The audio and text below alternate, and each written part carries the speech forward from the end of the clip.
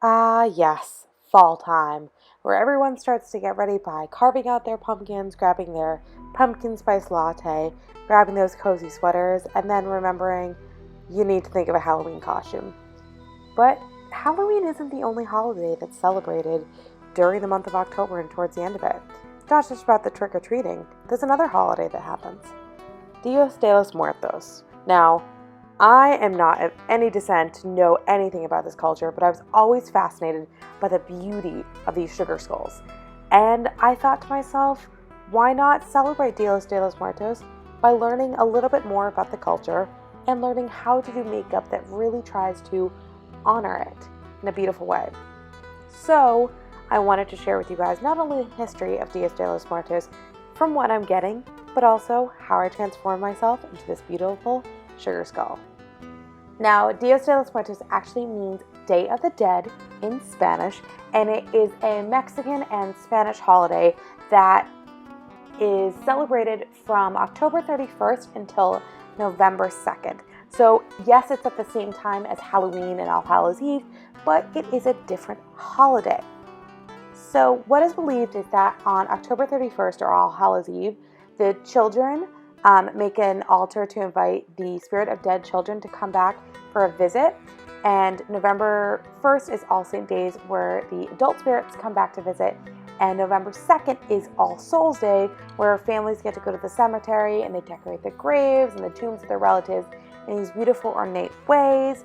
It's filled with marigolds and flowers and sugar skulls and skeletons and beautiful decorations as a way to celebrate the life of those who have passed on. Now, those foods are left as a offering to those who have passed on, so they bake usually foods that the passed on have loved, and as a way to kind of help their spirits and a way to celebrate with their spirits. Sugar skulls are a gift that can be given to both the living and the dead, and it's really a beautiful art form. And I fell in love with it at an art walk in Los Angeles, and I've always thought it was a beautiful thing. And I've noticed a lot of people confuse skeleton makeup with sugar skull makeup, and they're two completely different things because sugar skull makeup usually is specific to Dios de los Muertos, and skeleton makeup is just about skeletons exactly.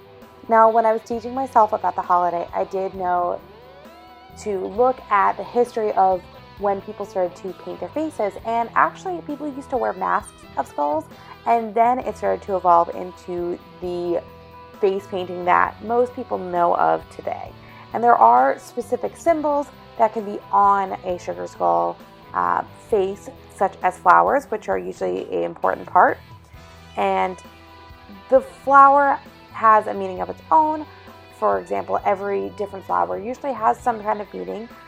Usually a marigold is known as the flower of the dead, and it was sacred to their Aztec god of the dead.